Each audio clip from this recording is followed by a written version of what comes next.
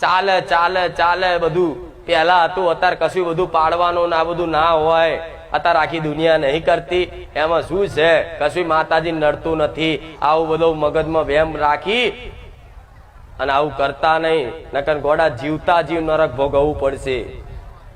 જીવતા જીવ નરકની અનુભૂતિ થશે. જીવનમાં 1% આનંદ નહીં રહે. જો જોવો તો કદાચ તમારું મન ચિંતિત રહેશે.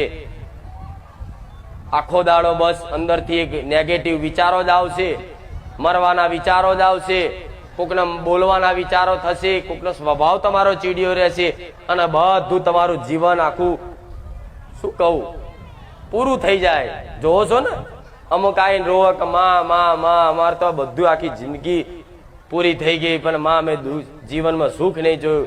તો સુખ નહીં જોયું એનું કારણ શું છે? મારા જેવી કોઈ માતાજી હોય, કોઈ ગુરુ હોય, કોઈ સાધુ સંત હોય, એ આવી કદાચ